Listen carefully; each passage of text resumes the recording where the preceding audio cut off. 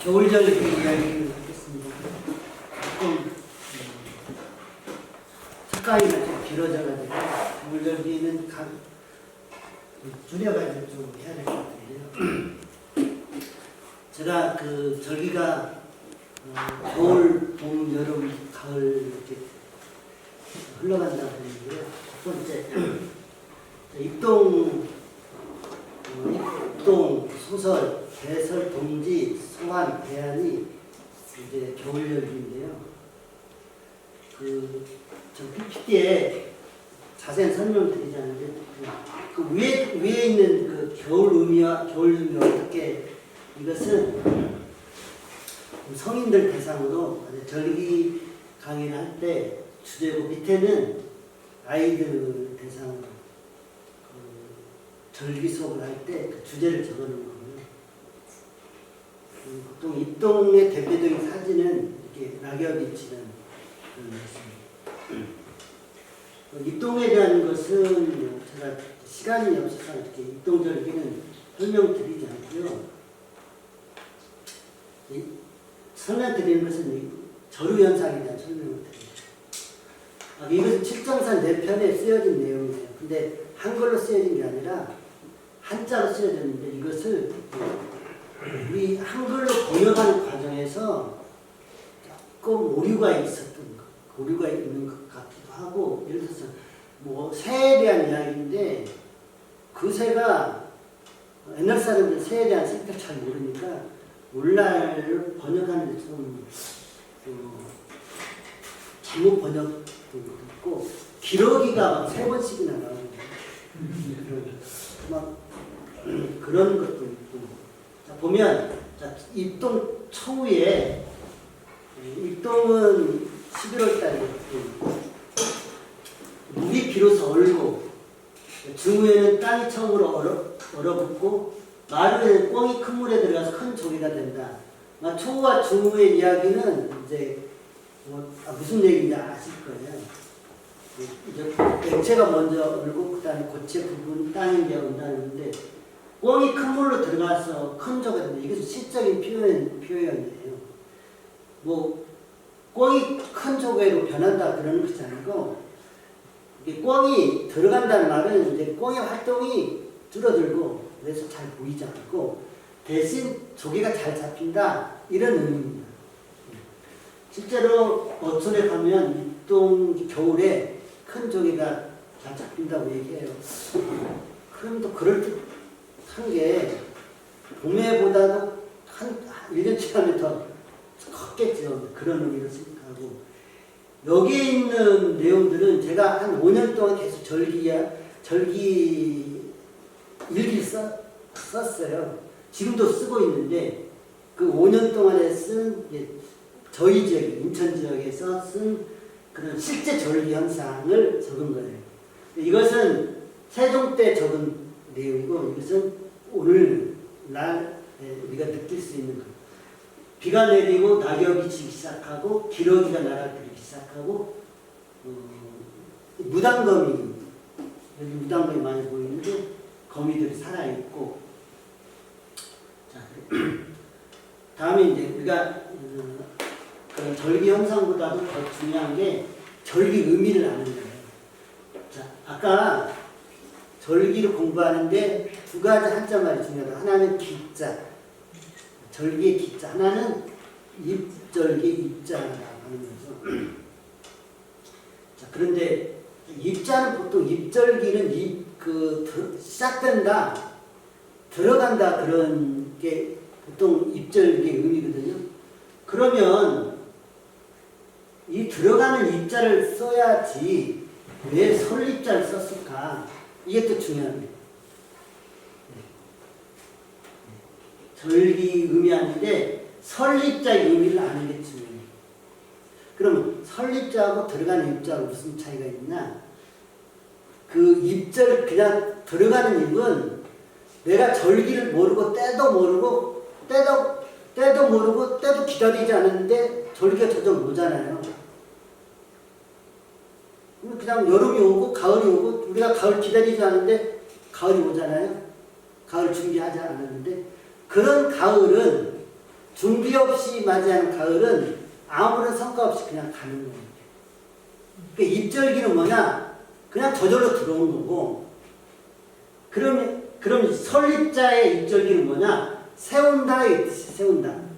세운다라고 하는 말은 같이 뭔가 맞들어 세운다 이런 얘기예요. 그러면 절기는 사실은 누가 만드느냐? 절기는 누가 만들어요? 자, 혹시 농사 짓는 분들, 농사는 누가 지어요? 스스로가 직접 하늘과 함께 스스로 농사는 함께 뭐 하늘이 진다, 뭐 이렇게 또 농부가 진다라고 이렇게 했지만 사실은 둘이 같이 져요. 네, 농부가 자연 아무리 하늘이 도와줘도 농부가 게으르면 안 되는 거고, 농부가 부지런해도 하늘이 도와주지 않으면 농사는 안 되는 거예요. 농사는 같이 둘이 짓는, 이게 입자의 개념이에요. 그래 절기는 하늘이 우리들에게 봄을 내려주지만 그 봄이라고 하는 밥상을 내가 떠먹지 않으면, 스스로 먹지 않으면 그 밥상은 나에게 아무런 의미가 없는 거예요. 이게 입절기예요. 입절기는 사람에 대한 책임. 근데 사실은 뭐 이렇게 봄을 만드는 게 다 엄청난 일이잖아요. 인간을 만들 수 있는데. 그런데 그 엄청난 것도 사실 자연이 우리들에게 조금만, 우리는 숟가락 하나 얹으면 그 절기를 소유할 수 있는, 그렇게 되는 거죠. 아까 그래서 하늘은 스스로 돕는 자를 돕는다. 의상대사는 이런 막 비가 내리잖아요. 비가 내리면 그 비에 물을 받으려면 뭐가 필요해요? 그릇이 있어야 돼요. 아무리 비가 내려도 그릇을 준비하지 않으면 그 물은 내 물이 아니에요. 무슨 의미인지 아시겠죠? 이게 절개예요. 그 다음에 그릇도, 큰 그릇을 가진 사람은 큰 물을 받고, 작은 그릇을 준비하는 사람은 작은 그릇을 받는. 절기도 마찬가지예요. 절기도 때도 내가 제대로 알고 제대로 준비하면 절기를 온전히 받을 수 있지만, 때를 제대로 우리가 부실하게 알고 부실하게 준비하면 반도 못 끊는 거예요. 그러니까 절기를 제대로 아는 일이 중요하죠. 그래서 들어가는 입이 아니라 설립의 의미는, 절기는 하늘만이 만드는 게 아니라 인간의 같이 만든다의 그런 설립자예요. 만약에 하늘이 혼자 다 절기를 만든다면, 인간이 준비할 필요가 없다면 뭐하러 절기를 알 필요가 뭐 있어요? 공부하지 않아도 되잖아요.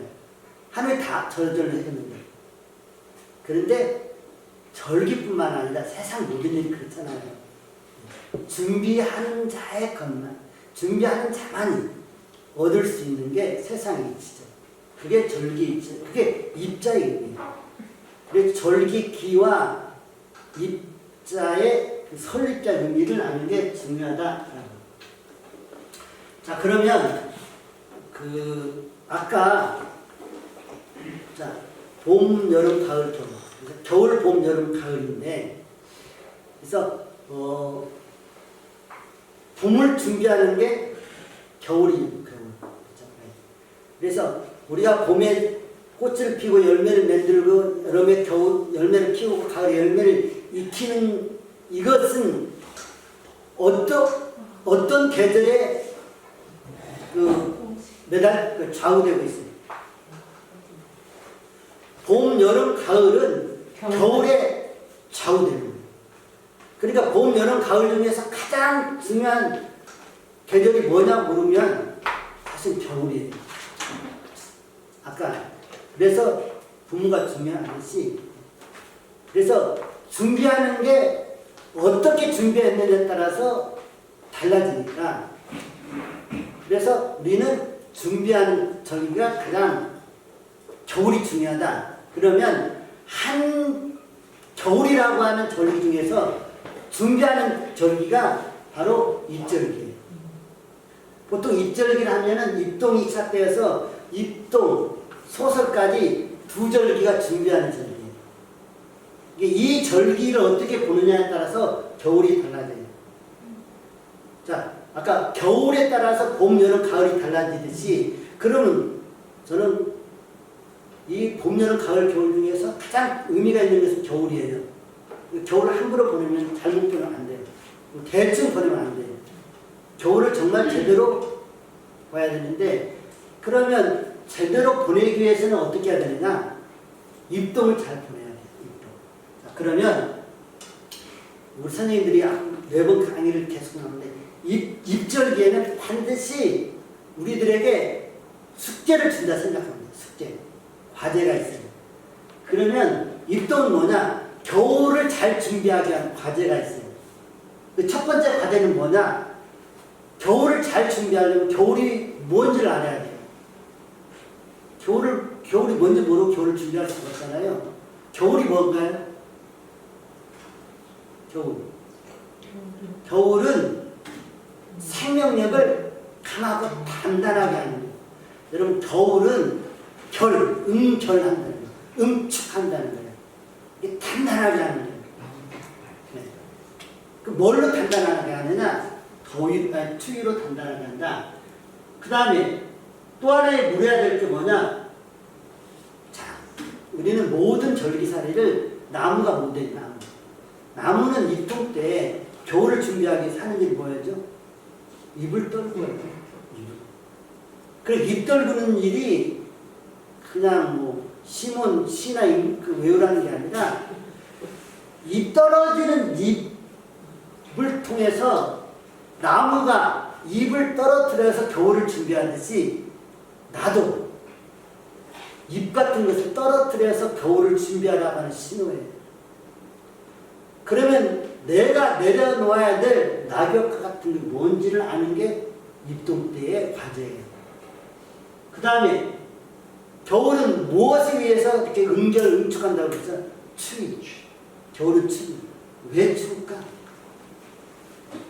그것의 의미를 아는 겁니다. 그 다음에 응축한다는 거잖아요. 생명력을 강하고 단단하게 한다는 그런 의미가 뭔지 이런 숙제를 풀어내는 게 입동이에요. 입동 때는 이 네 가지 숙제를 풀어낼 때 이제 준비를 하는 거예요. 그리고 입절기 때는 다 이런 질문이 있어요. 그래서 오늘 입추죠. 그러면 가을에 대한 질문을 해야 되겠죠. 가을을 준비해야 되니까. 그것은 내일이니까 이런 질문을 해야 된다. 결국은 사실은 다르게 표현하면 입동 때 준비해야 될 것은 뭐냐? 이거예요. 뭡니까?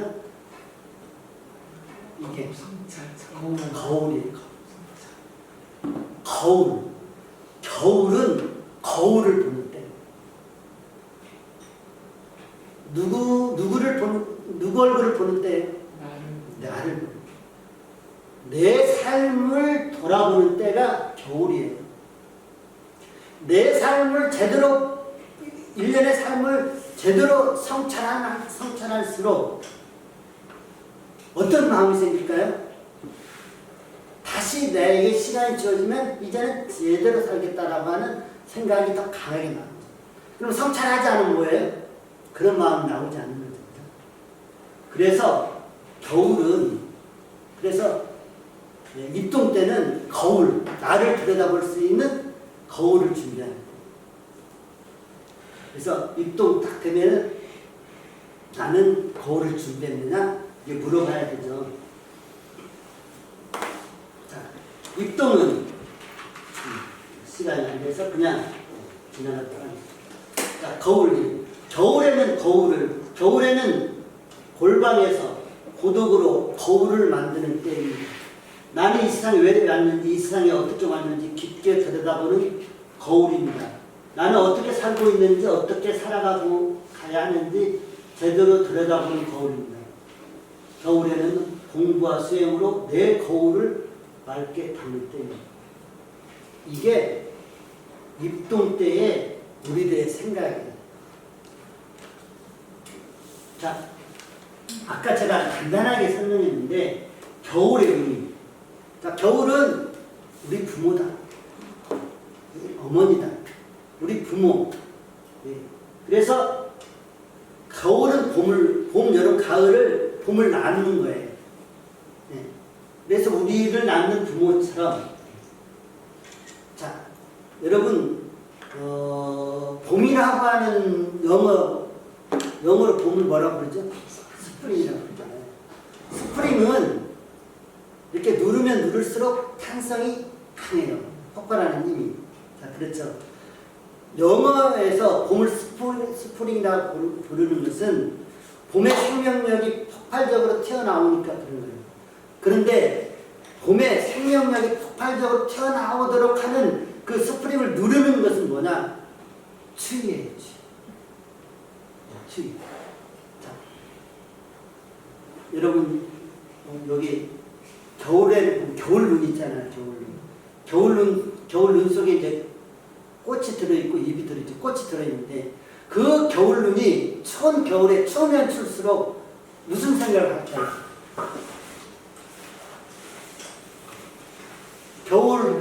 겨울눈은 서위가 오면 무슨 생각을 할까요?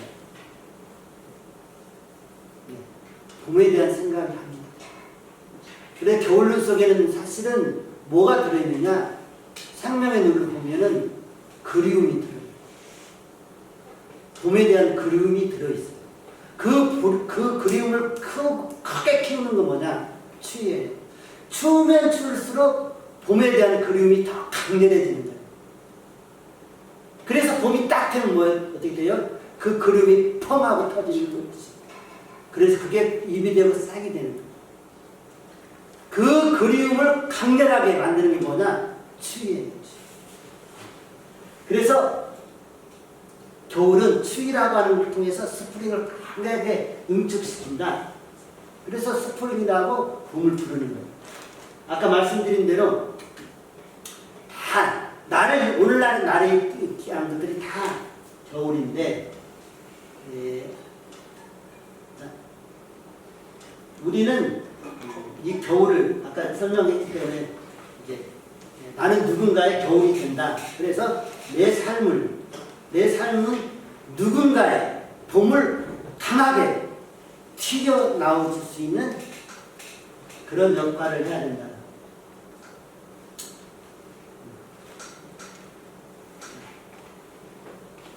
다음 낙엽에 대한 자 나무는 겨울을 준비하기 위해서 낙엽을 잎을 떨굽니다.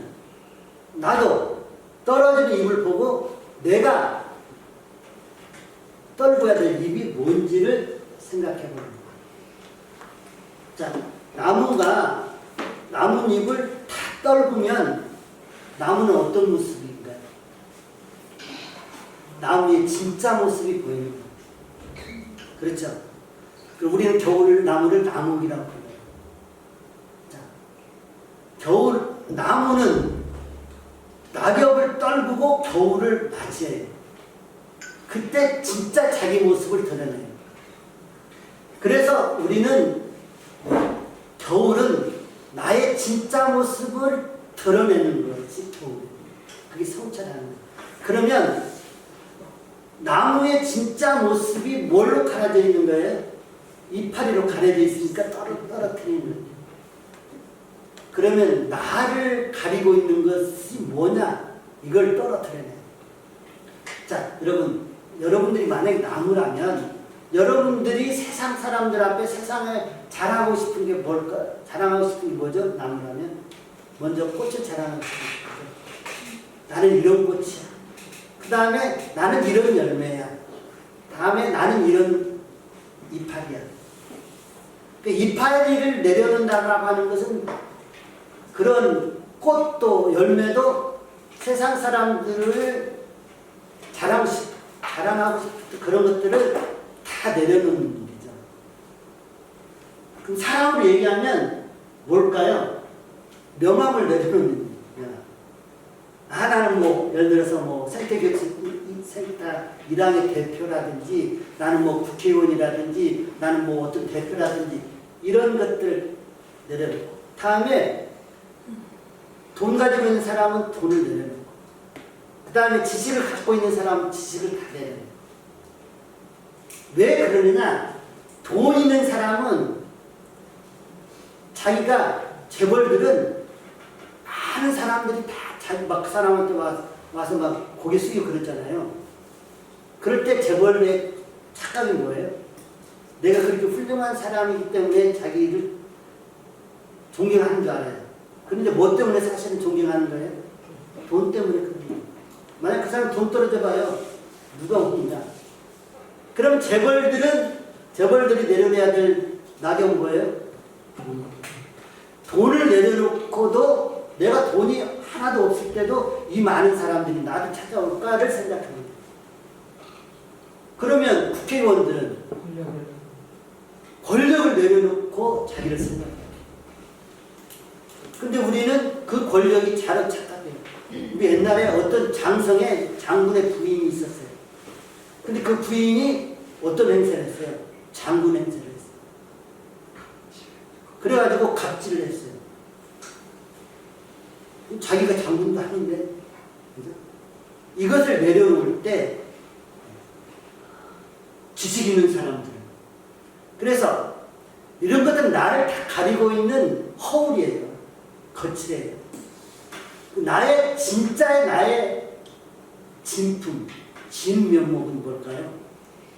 나의 인성, 그 사람 때문에. 그러니까 나의 진짜 모습을 드러내기 위해서는 돈 있는 사람은 돈을, 명예 있는 사람 명예를, 권력 있는 사람 권력을, 이런 것들을 다 한번 내려놓고 자기를 바라보자는 거예요. 그래도 네가 돈이 없어도 많은 사람이 너를 찾아오는가? 네가 명예가 없어도 많은 사람들이 찾아오는가? 네. 어떤 우리 대통령은 지금 감옥에 가 있잖아요. 두 사람이나. 네. 그럼 옛날에 막 대통령이 있을 때만큼 막 사람들이 찾아와요? 아니에요. 그럼 그 사람은 뭐예요? 그 낙을 떨어놓고 자기를 알아요. 우리는 나를 가리고 있는 허울, 거칠에 이런 것들을 내려놓고 진짜 내 모습이 뭔가를 겨울에는 보는 겁니다.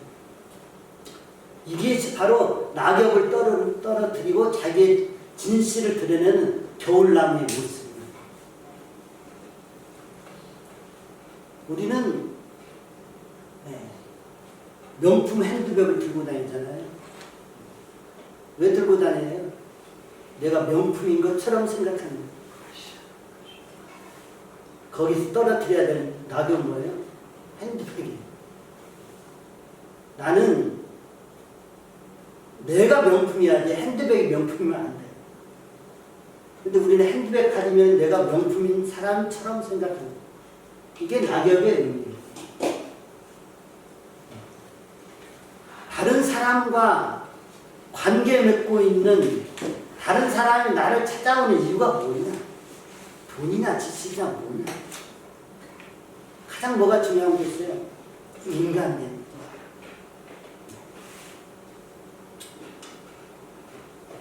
낙엽은 머지않아 겨울이 다가온다고 겨울 잘 준비하여 제대로 맞으라고 하는 게 낙엽이에요.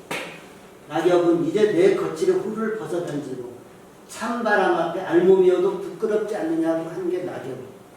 낙엽은 자기 자신 깊게 헤아리고 한겨울 골방에서 진지하게 자기 소리 들으라고 하는 거예요. 우리는 입동대에 떨어지는 낙엽을 보고 낙엽이 하는 나에게 대한 질문을 드려요. 낙엽의 소리. 낙엽은 우리들에게 이런 이야기를 질문을 드립니다. 다음은 소설이죠. 소설은 이제 11월 22일쯤 이때는 얼음이 옵니다.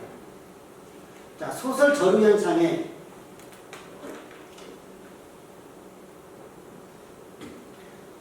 소설 저류 현상에 보면 무지개가 자취를 감춰서 없어지고 무지개는 언제 무지개가 나타나는 거죠? 하늘에 습기가 있을 때 나타나요. 그러니까 무지개가 나타나지 않는다는 말은 하늘이 이제는 건조하다. 그래 겨울은 건조하잖아요. 얼마나 멋진 표현입니다. 근데 겨울은 건조하잖아요, 그죠? 건조하니까 무지개가 안 나타나죠. 그래서 하늘의 습기가 사라지는 때가 소설이에요. 그 다음에 천기가 올라가고 지기가 된다.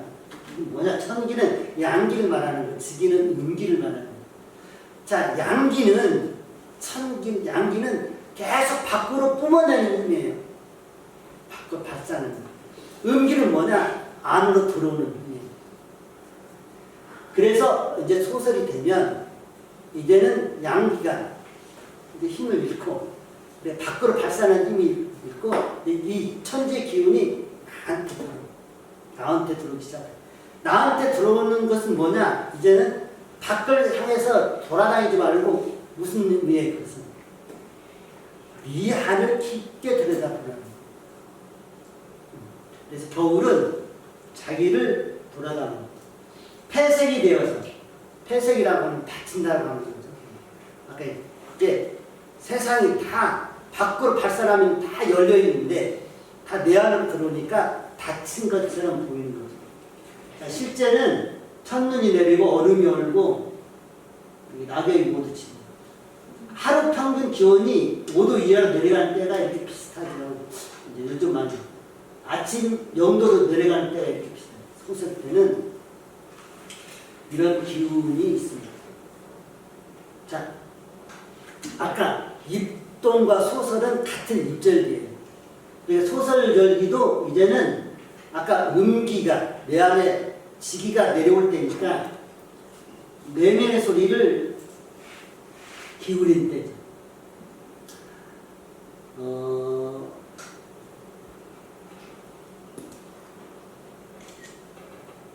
그래서 이제는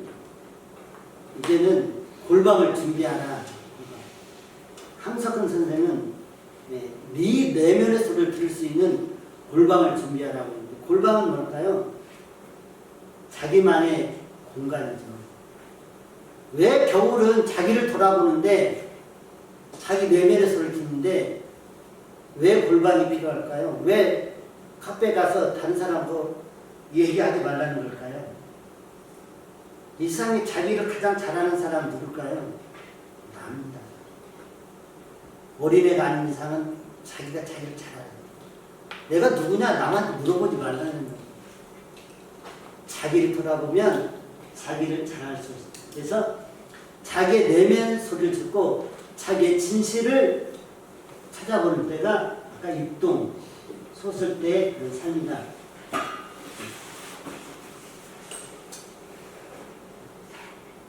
자, 그래서 이 입동 소설 때는 이런 생각을 해보는 거죠. 내가 떨어뜨려야 될 낙엽은 뭔가? 나는 겨울을 준비한 의미를 알고 준비하고 있는 거예요.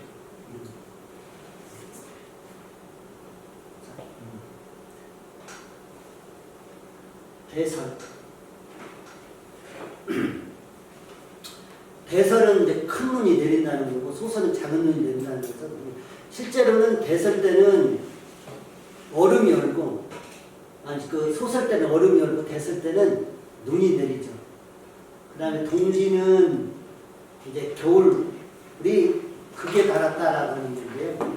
그래서 깊게 고요하게 헤아리고 돌아보고 그 다음에 햇님이 다시 살아나고 한 해 마무리죠. 이런 주제로 이렇게 얘기할 수가 있겠고 됐을 때 요즘 이런 눈 보기가 어렵죠. 괴산에는 눈이 많이 오나요? 우리 고향 정읍은 작년에는 많이 왔어요. 그래요? 우리 고향 정읍은 눈이 참 많이 왔었는데 요즘 그렇게 눈이 많이 오지 않더라고요. 그 다음에 대설 저류 현상에 보면 이게 그 70이 저류 중에서 가장 이해하기 어려운 저류가 대설 저류예요. 이것은 아마 번역상의 잘못인지 뭔지는 제가 그 원문을 보지 못해가지고 잘 모르겠는데 이게 초에는 이런 말이 나와요. 할단새 울지 않고 할단새 들어보셨나요? 우리나라에 있는 새도 아니고 전설의 새라고 합니다. 이게 그 겨울 밤에 계속 아침 될 때까지 우는 새라고 하는데 그 울므로써 어떤 그 잃어버리는 망각하는 그런 새라고 하는데 왜 할단새가 여기 나왔는지 아무리 생각해도 이해가 안 가요.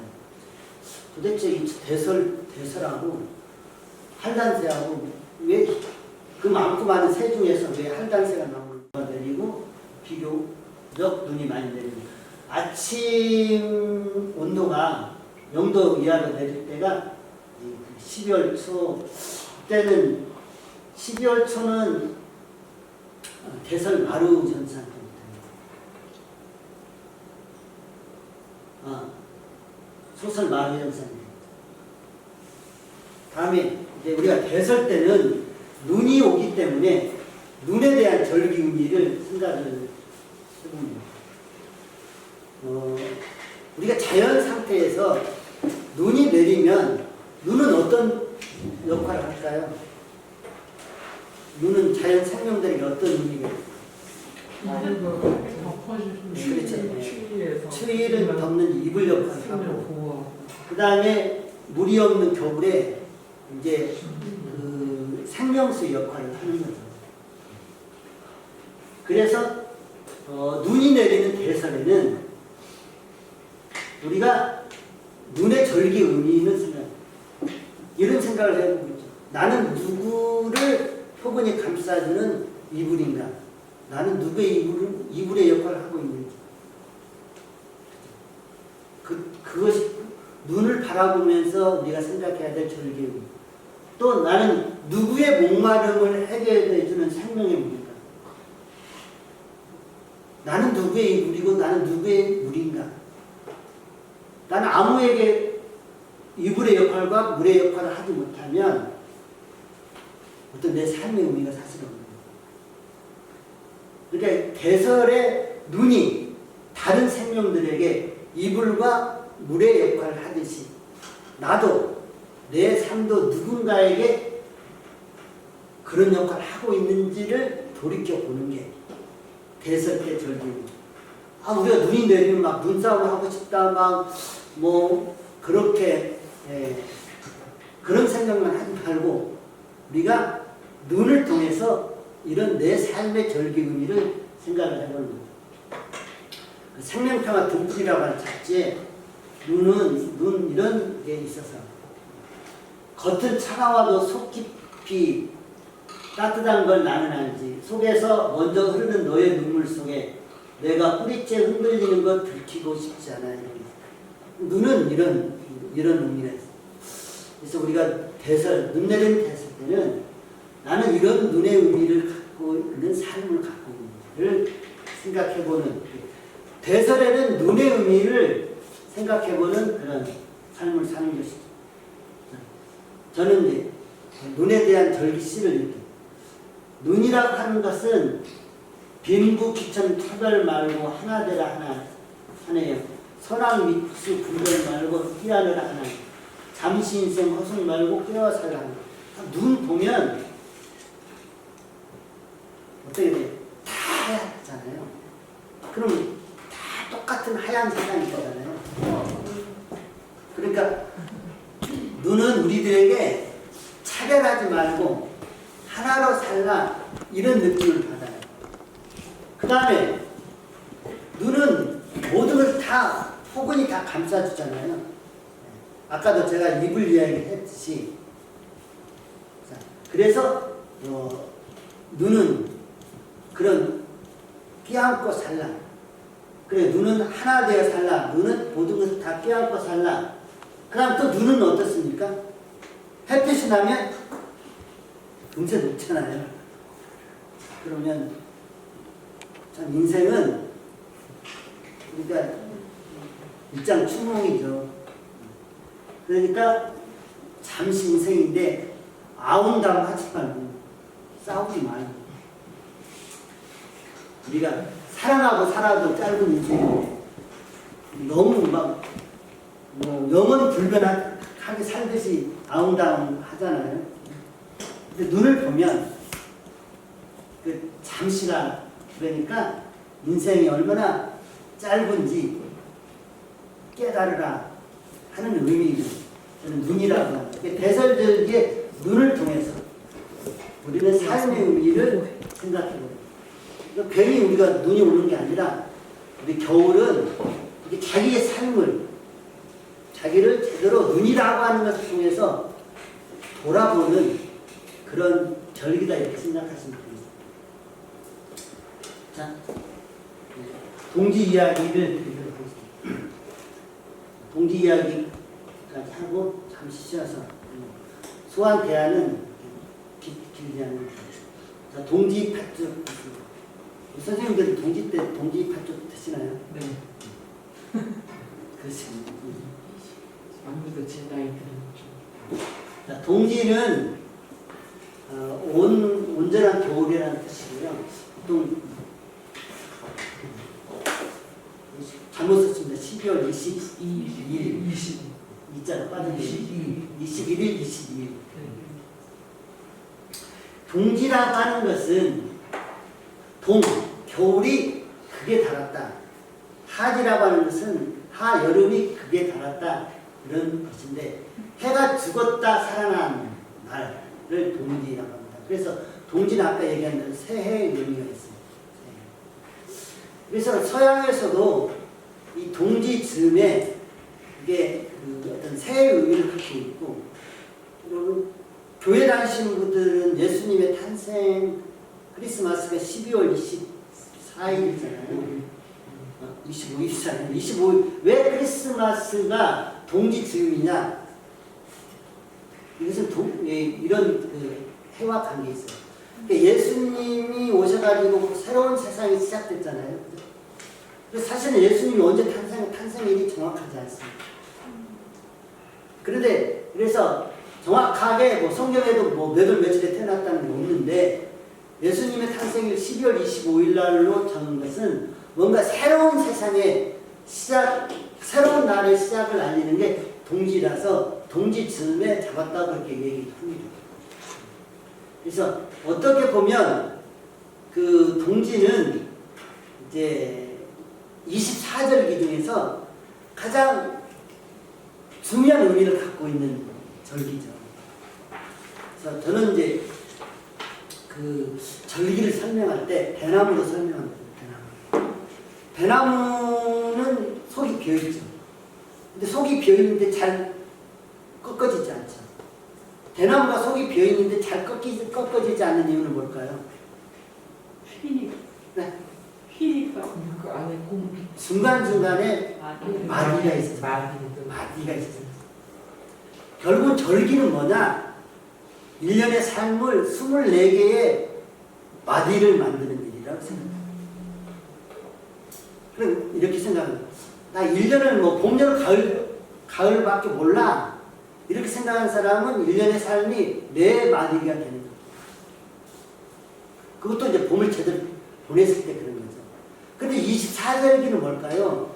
이게 입춘이라고 하는 절기를 잘 때에 맞게 살면 입춘이라고 하는 마디가 생겨요. 그 다음에 우수 때는 또 우수라고 하는 마디가 생기죠. 그래서 1년에 여러분 대나무가 똑같은 키에 4마디가 있는 것하고 24마디가 있는 것하고 어떤 게 더 단단할까요? 당연히 24개가 있는 게 더 단단하죠. 삶도 마찬가지입니다. 그러니까 1년에 24절기라고 하는 것은 그렇게 1년을 단단하게 만드는, 또 이렇게 비유할 수도 있겠어요. 음식을 4가지 음식으로 1년을 먹는 것하고 24가지 음식으로 먹는 것하고 삶의 내용이 재미가 달라지겠죠. 옷으로 얘기해 볼까요? 1년에 4벌 옷을 입는 사람하고 24벌 입는 사람하고 삶이 달라지는 거죠. 자, 그러면 절우는 뭘까요? 절우는 1년에 72개 매듭을 만들고 사는 사람. 어떤 삶이 훨씬 더 단단할까요? 절우로 사는 사람. 그러면 매듭을 짓는다라고 하는 것은 이런 의미가 있어요. 새롭게 1년을 24개 새로움으로 24번 새로움으로 사는 거예요. 우리가 여행을 왜 가요? 새로움을 찾기 위해서. 언제 실증나요? 새로움을 잃어버릴 때 실증나요. 그러니까 우리가 늘 신나고 즐거우려면 늘 새로워야 돼요. 그러면 24절기는 뭐냐? 1년을 24번의 새로움으로 사는 거예요. 그럼 72절은 뭐예요? 1년을 72번의 새로움으로 사는 거예요. 철든다 이 말 뭐예요? 늘 새롭게 사는 사람이 철든 사람. 그래서 여러분 보세요.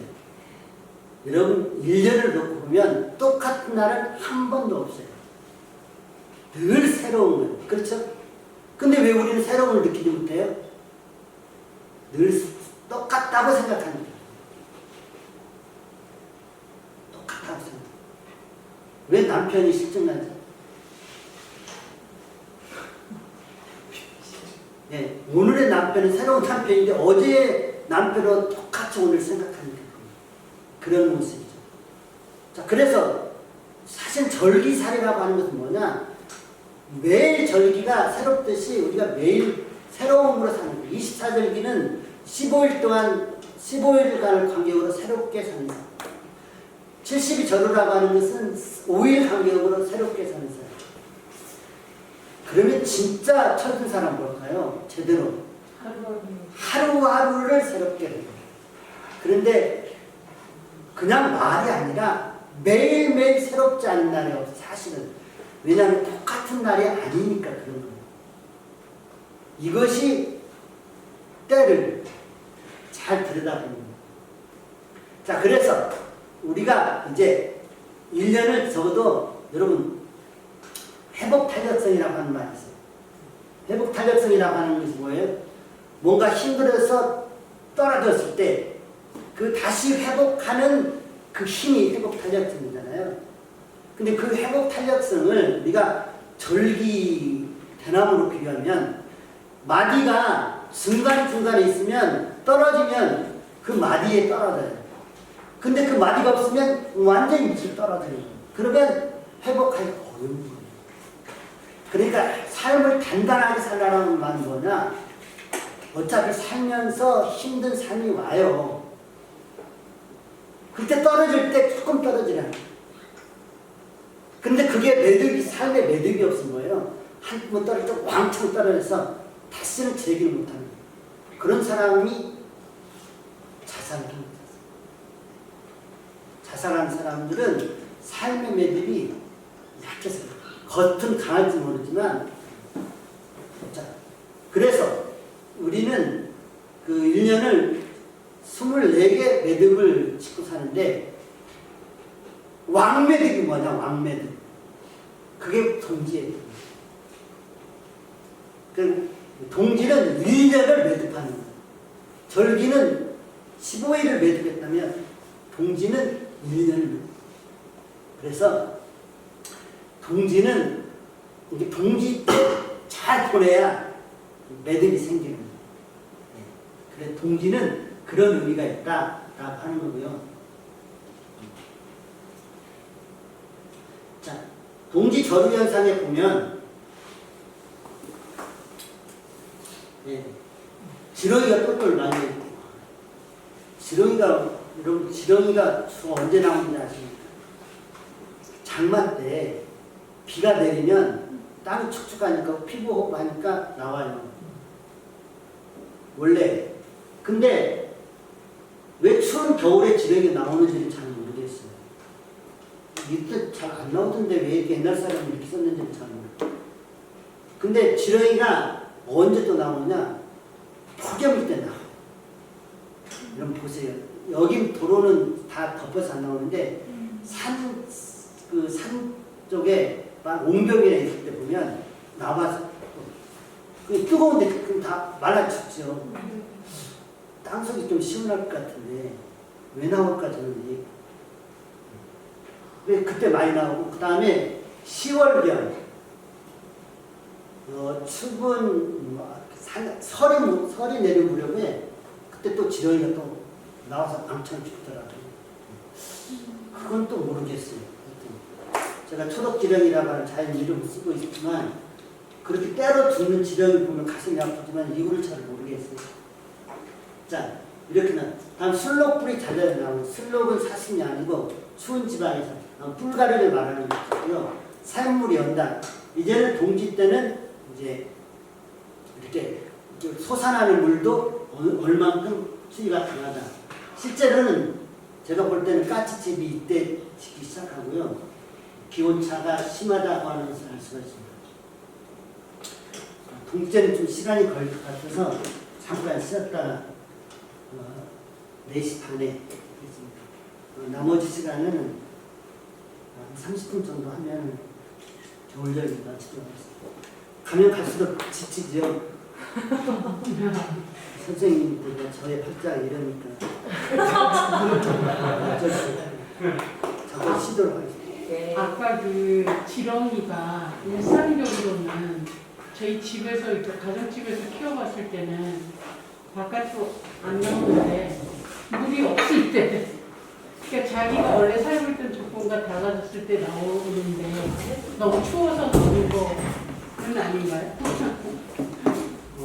사실 땀색이 훨씬 따뜻하죠. 습기가 있고 그런데 여름에 진짜 지난번에 막 더웠잖아요. 그때 우리 집은 조금 변들이라 바로 이렇게 옹벽에 길에 있는데 지렁이가 많이 나왔었는데 지렁이가 땅도 굉장히 견딜 수 없으면 막 달궈진 것 같아요. 그래서 막 나와서 나오면 이제 더 춥죠. 땡볕 때 지렁이가 하나 나오면 얘네들이 못 살겠다 그런 나오는 것 같아요. 그리고 땅속에 들어가지도 못해요. 다 말아 죽고 뭐 새들만 산판 났지. 질문하실 분 있으면 지금까지 들었던 질문. 동지는 그냥 아주 우리 생활에 깊숙이 들어 있어가지고 이게 헷갈릴 수도 있는데 동지가 왜 그러냐면 아까 서양에서도 마찬가지인데 우리나라 때 동지 때는 먼저 동지죽을 끓이잖아요. 동지죽 속에 뭘 넣어요? 새알을. 새알은 뭐예요? 한 살을 더 먹는다는 그런 뜻입니다. 그 새알 동지죽을 먹어야 한 살 먹는다는 그런 거잖아요. 그래서 사실은 엄밀한 의미에서 설날보다 동지가 새의 의미가 됩니다. 한 살을 먹는다는 그런 의미가 있잖아요. 그 다음에 동지죽은 빨개요. 그죠? 빨간색은 벽사의 의미가 있어요. 저 어렸을 때,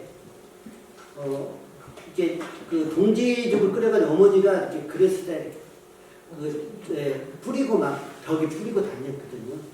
그래서 이제 그 1년에 그 나쁜 귀신, 액땜을 하는 거죠. 그거 다 귀신을 물러가라 이런 거거든요. 그래서 동지죽 속에는 한 살을 새해를 맞이한다는 의미하고 액땜한다는 것은 1년을 다 청산한다는 거예요. 1년의 나쁜 기운을 다 몰아낸다는 거예요. 그게 동지죽의 의미니까 사실은 그런 의미는 우리 정말 살리는 게 중요해요. 그래서 서양에서도 그렇고 우리나라에서도 그렇고 동양에서도 동지는 아주 정말 특별한 날이에요. 어떻게 보면 추석이나 설날보다도 더 좀 기념하면서 보내야 될 날이다 이렇게 생각을 하거든요. 그래서 이제 우리 선생님들한테 좀 권하는 것이 절기를 어떻게 잘 보낼 건가? 전 절기제를 해보라고 하거든요. 절기제. 절기마다 절기제 24절기를 다 할 수는 없고 크게는 꼭 해야 될 게 두 가지다. 두 가지. 입춘 때. 나중에 다음 시간에 보면 입춘 이야기 해보겠습니다. 그 입춘 때에 우리 조상들은 입춘 대길, 권양, 다경 이렇게 입춘 축을 썼잖아요. 그것은 사실은 그냥 대박 기원 이런 뜻이잖아요, 사실은. 근데 그것은 개별적으로는 이제 큰 의미가 없으니까 저는 이제 그렇게 하지 말고 농부가 올해 처음 봄에 이제 올해 난 무슨 씨앗을 뿌려야 되겠다 준비를 해서 씨앗을 준비해서 씨앗을 고르고 해서 준비하잖아요. 그럼 입춘 때는 내가 올해 정말 하고 싶은 일이 있잖아요. 내가 일을 꼭 하고 싶어. 일을 해야 되겠어. 그것이 농부에게 시와 같다. 그래서 입춘 때가 되면 식구끼리 아니면 뭐 동아리 회원들끼리 저희 같은 경우는 이제 저희 생태 교육 하시는 선생님들끼리 딱 입중 때 모이거든요. 그래서 그 씨앗을 준비해 오라고 합니다. 씨앗. 그 씨앗이 뭐냐? 처음에 씨앗 준비하라고 하니까 진짜 없어요. 씨앗을 준비하더라고요. 그 씨앗이 뭐냐? 내가 오래 뿌리고 싶은, 내 삶에 뿌리고 싶은 소망하는 그런 거. 네. 그것을 적어 오라고 하죠. 그럼 적어 와가지고 이제 돌아가면서 발표를 하게 합니다. 그러면 뭐 발표 안 해도 되는데 발표하는 이유가 있어요. 왜? 그 많은 사람한테 알려서 공약이 되더라고요. 뭔가 이렇게 담보가 되잖아요. 어떤 때는 우리가 녹음도 해놓고 어떤 때는 동영상도 찍어놨어. 왜 그러냐면 이 사람이 입춘 때 나는 이거 하고 싶다라고 하는데 이제 나중에 그걸 까먹는 거예요. 무슨 일이 있는지도 몰라요. 그래서 이제 종이로 써가지고 이제 한 사람이 모아놔요. 모아놔서. 그래서 이제 중간에 한번 점검하는 게 하지고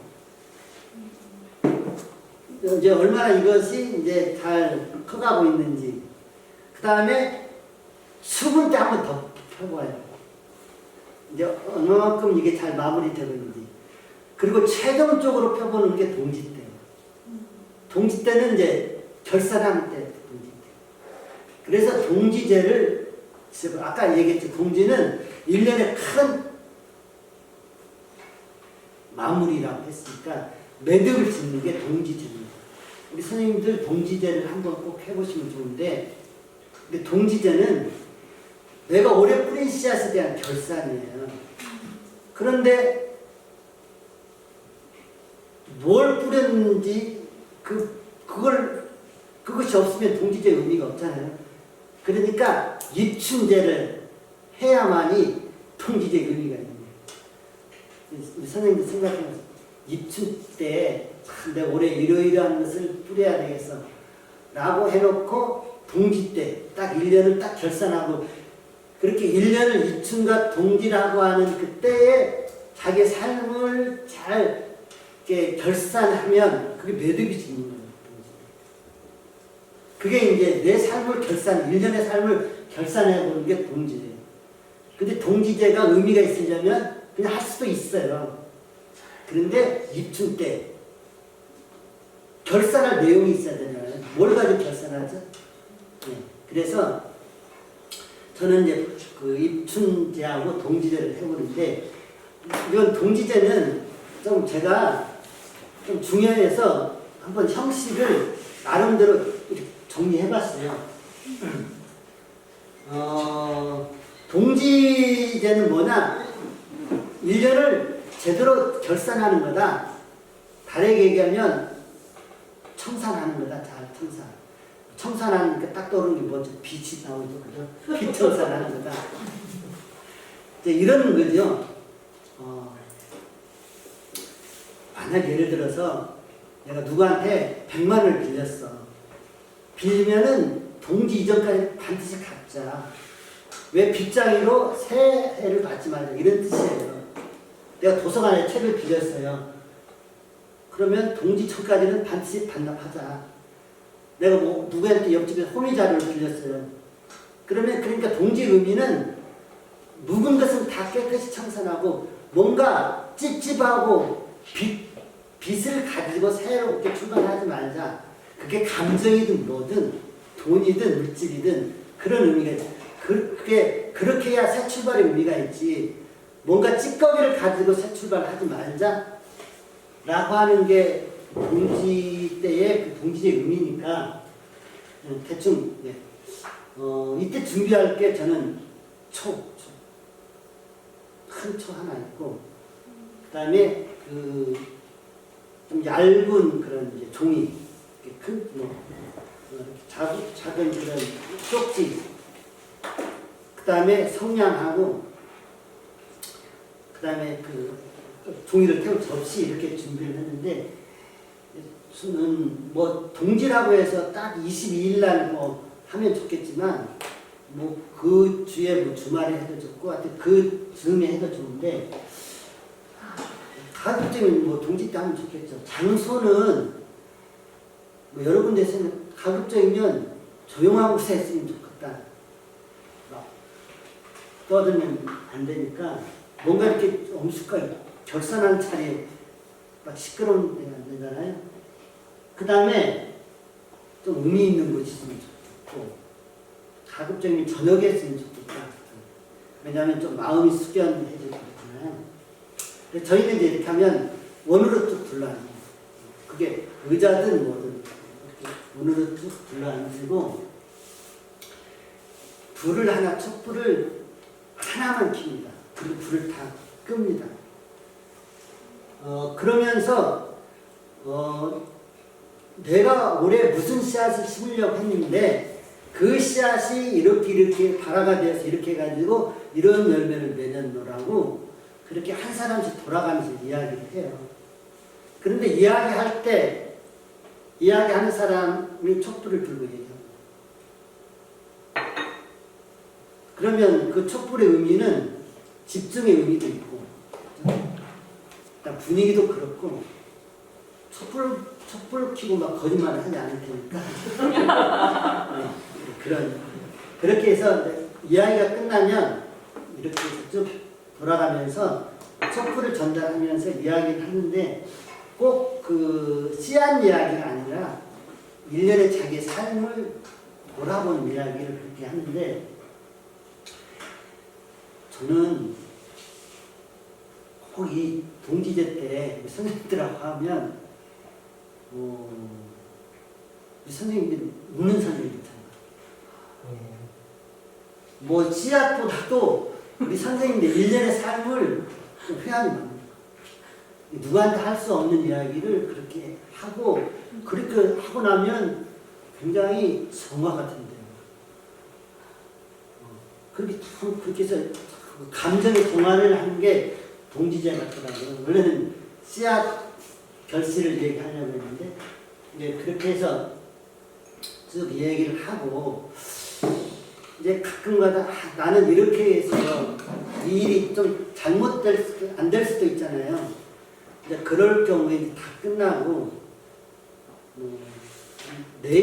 나 같으면 이럴 때 좀 이렇게 해볼 수 있지 않을까도 이제 얘기를 하고 그런데 얘기를 하고 그게 이제 씨앗 쫓기라고 하는데 그 다음에 아까 종이를 준비하라고 했잖아요. 그러니까 동지제는 청산의 의미가 있다고 말씀드렸는데 감정의 청산이에요. 돈은 이제 갚으면 되는 거고 이런 경우가 1년을 살다 보면서 누구에게 마음에 상처를 줄 때가 있잖아요. 그죠? 남편한테 줄 때도 있고 아니 부인한테 줄 때도 있고 그래. 상처를 줄 때도 있잖아요. 근데 그 상처가 굉장히 그 상처를 준 그 사람에게 상처를 안고 새해를 맞이하게 하면 안 되겠다 하는 거죠. 그래서 동지 때가 되면 동지 무렵에는 내가 올해 누구에게 마음에 상처를 주었는가 생각하고 동지 이전에 가서 풀자. 화해를 하자는 거죠. 내가 이때 이렇게 했는데 정말 마음이 내가 잘못했다, 용서해라, 좀 풀어라. 이게 동지의 의미예요. 그런데 이런 경우가 있어요. 나는 그렇게 해서 남한테 용서를 빌어서 이제 화해를 했는데 누군가 나에게 화를 주는 거 있잖아요. 그 사람이 제 강의를 듣지 않았으니 나한테 찾아오는 마음하고 그죠? 그러면 나도 그런 화를 가지고 새해를 맞으면 안 되잖아요. 그렇게 할 때 그런 내 마음, 그런 상대방을 용서하는 그런 이러이런 내 마음의 상처를 용서한다라고 글을 써보는 거예요. 그래서 태우는 거죠. 그래서 하나의 그냥 의식이. 그래 용서는 달라이라마는 용서는 상대방을 이해하고 상대방 때문에 용서하는 게 아니라 내가 나를 위해서 용서한다. 용서는 정말 저는 미국의 용서에 그게 아니라 진정한 용서는 용서의 의미는 나 때문에 용서하는 거예요. 그렇게 해서 이제 다른 사람이 내 마음에 상처를 주는데 내가 그것을 내가 용서함으로 해소하기 위해서 용서 쪽지 내용을 써보는 거죠. 이것은 다른 사람한테 얘기할 필요는 없고, 또 하는 경우는 이런 거거든요. 저도 그런 경우가 있는데, 막 20대 때 막 철물 때 모를 때 누군가 상처를 줬는데, 지금은 몇십 년 지난 다음에 알 길이 없는 거 연락처도 없고, 근데 늘 그런 마음을 안고 있죠. 요즘은 뭐 핸드폰도 있고 막 그런데 옛날에는 뭐 그런 것도 없었잖아요. 어디 사는지도 모르고. 그래도 이제 이런 공부를 하고 나서 늘 그렇게 마음이 남을 때 이제 그런 이제 또 용서를 비는 마음에 글을 써서 이제 그 종이로 태워서 날려 부르는 그런 의식이고, 그렇게 하고 난 다음에 이제 서로 이제 돌아가면서 이렇게 포옹해주고 1년 참 고생해서 열심히 잘 살았다고 이렇게 깊게 포옹을 해주면 참 정말 그 선생님들이 참가자들이 정말 1년을 막 그렇게 어려움 이런 것들 다 눈도 사라지고 굉장히 좋고, 그 다음에 이제 그때 연말이 되니까 저희 같은 경우는 작은 숙련회를 줍니다. 뭐 이렇게 뭐 자기가 할 수 있는 뭐 악기면 악기, 뭐 신앙심 해서 그렇게 해서 동지를 딱 보내면 1년이 잘 마무리돼요. 그럼 내가 올해는 이러이름 때문에 내가 열매 결실을 못했어. 이것을 결실하면 다음에 똑같은 실수를 반복하기가 덜하죠. 이걸 몇 년 이렇게 동지제를 계속 지나면 1년이 얼마나 잘 매듭이 되겠어요. 그런 동지제 삶을 한 몇 년만 살아봤어요. 저는 그 삶이 얼마나 참 실수는 하겠지만 계속 들어서 아름답고 단단한 삶이 되지 않을까. 근데 이제 만약에 이제 아기가 어리고 다 큰 애들은 말도 안 듣고 모이라고 해도 모이지도 않으니까 어렵고, 그래서 어린애일수록 1년에 입춘제하고 동지제를 지내면 저는 잔소리가 필요 없을 거예요. 아이가 맑게 알아들으면 너 올해 뭐 하고 싶어? 어떻게 살고 싶어? 글로 써도 되고 그림을 되고, 말이 안 되면 녹음을 해도 되고, 그걸 이제 다 지나고 동지 때 너 올해 이렇게 살고 싶어 이렇게 썼고 이렇게 말했잖아. 어땠어? 그것만 이렇게 물어도 나이가 들면 들수록 더 이제 그게 세밀해지죠. 나는 그것이 아이들의 삶을 제대로 그렇게 단단하게 사는 거라 이렇게. 그래서 가장 좋은 가정교육은 그런 그 절기제를 한번 지내봅니다. 뭐 함께 생각해보자. 마지막으로 이제 소환과 대안인데, 소환은 생추이죠. 대안은 이제 끝추인데, 미속담에 대안이가 소환집에 들어가다가 얼어 죽었다 이런 얘기가 있듯이 대안추위가 더 이제 물러가는 추위거든요. 그런데 작년, 재작년부터인가 대안추위가 더 막 춥더라고요.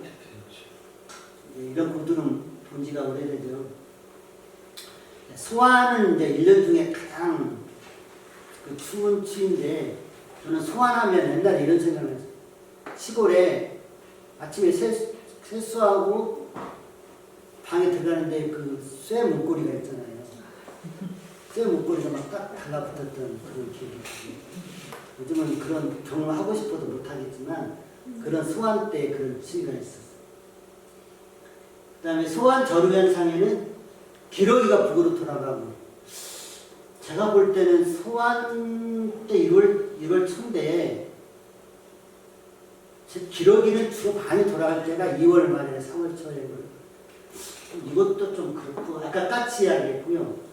이때 꿩이 새가 이제 아까 꿩이 큰 물이 들어간다고 그랬죠. 꿩도 2번 나와요. 그다음에 꿩이 운다라고 하는 것은 아마 이제 꿩이 활동이 시작했던 때라고 이렇게 생각하는 거예요. 자, 왜 춥냐? 왜? 겨울은 왜 춥냐? 세 가지 이유가 있어요. 첫째는 아까 생명력을 강하고 단단하기 위해서 그때 아까 그냥 설명을 드렸고, 그 다음에 강한 씨앗만 살아남잖아요. 우리가 겨울에 추운 것도 곤충이라든지 씨앗도 이 추위를 통해서 응축도 되지만 강한 것만 이렇게 튼실한 건강하고 튼실한 씨앗을 골라내기 위한 하나의 시험이다. 추위가. 이게 추위가 없으면 작년인가 재작년에 막 대벌레가 있거든요. 대벌레가 엄청 번식했거든요. 겨울 너무 따뜻해가지고. 그래서 겨울 추위는 그렇게 약하고 힘없는 것들을 골라내는 그런 역할을 한다. 그 다음에 겨울은 가장 대표적인 게 사만사온이 있는데, 사만사온은 3일은 춥고 4일은 따뜻하고 그렇잖아요. 그러면 사만사온의 뜻이 의미가 뭐냐? 여러분 3일 춥고 4일 따뜻하면 이렇게 땅이 사실은 추웠다 녹았다 하면 사만사온은 하늘이 쟁기질하는 거예요. 아무리 단단했던 것도 추웠다 녹았다 추웠다 녹았다 반복하면 굉장히 부드러워져요. 그 겨울 추위는 땅을 봄에 생명들이 나올 수 있는 길을 땅을 부드럽게 남아요. 그렇게 사만사온이 없으면 하늘이 땅을 안 가는 거나 마찬가지예요. 그 다음에 사만사온은 저는 인생을 이렇게 생각해요. 인생은 행복할까요? 불행할까요? 이렇게 프로로 얘기하면 50대 50일 거예요. 그렇죠? 대충. 사람에 따라 다르겠지만, 그런데 사만사온의 입장을 놓고 보면, 그래도 인생은 하루가 더 따뜻하다. 이런 메시지입니다. 이게 아무리 추워도 따뜻한 날이 하루 더 있어. 그러니까 희망을 갖고 살아야 돼. 라고 하는 게 저는 사만사온의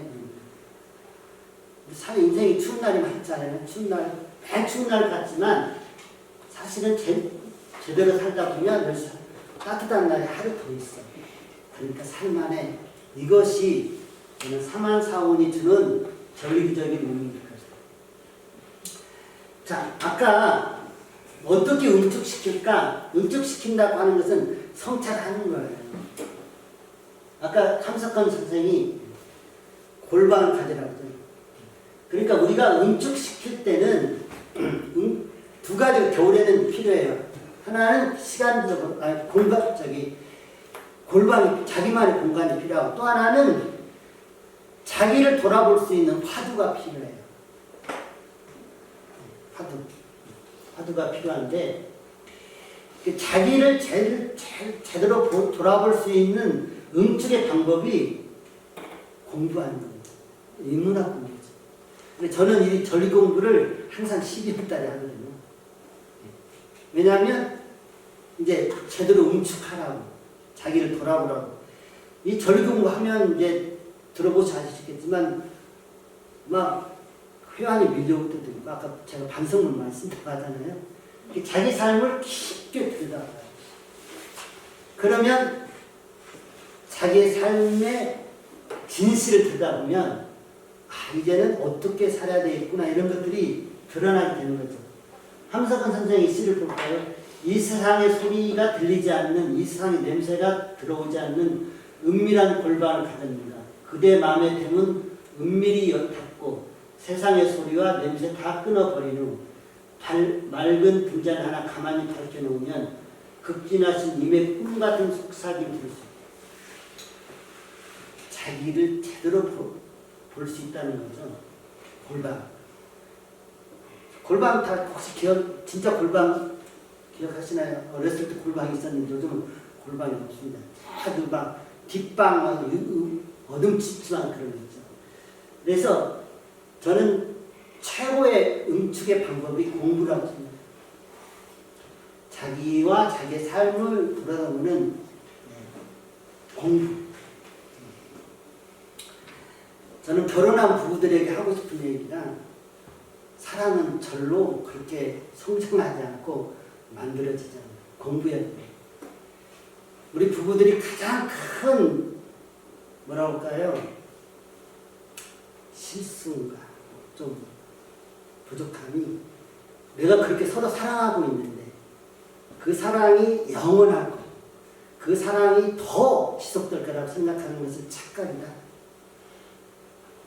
사람의 마음은 늘 변합니다. 좋은 의미든 나쁜 의미든 늘 새롭습니다. 그러니까 영원한 것은 이 세상에 하나도 없어요. 진리는 영원한 것은 변하지 않는 것이 하나도 없다는 것이 진짜 변화없는 진리입니다. 그래서 저는 부부끼리 정말 공부 열심히 해야 된다. 그래야 그 사랑이 지속되고 커지지. 그러지 않으면 무슨 그 불이 시끄러진 것처럼 시들어질 수밖에 없다.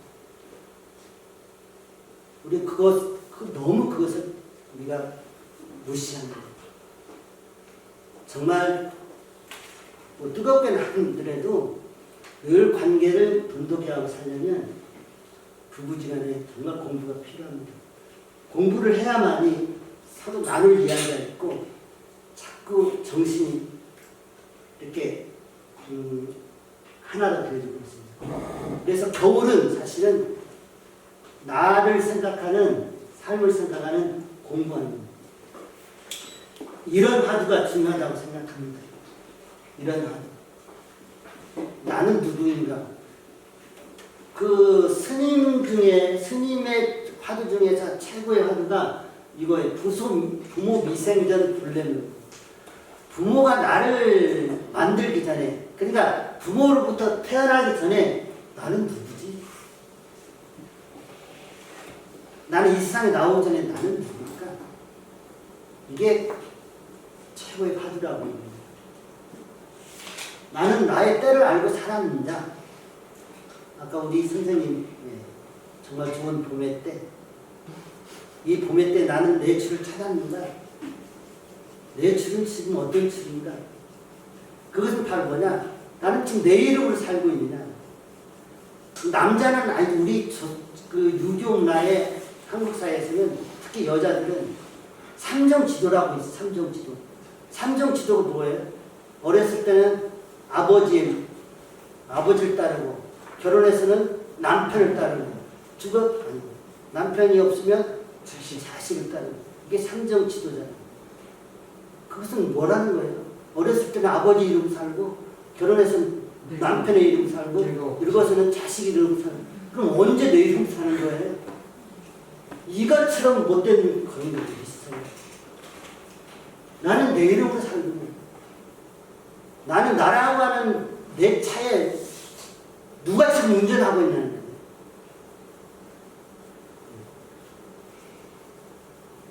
우리가 인생에는 사는 답사가 인생은 처음 가보는 거예요. 아까도 나는 어떤 사람을 가졌는지 이것을 겨울 동안에 던져보는 거예요. 그러면 나의 진면목이 나옵니다. 그러면 어떨까요? 이제는 내가 새봄이 되면 이렇게 살아야 되겠다. 그런 마음이 더 세게 나오지 않을까요? 이게 겨울 응축이라고 합니다.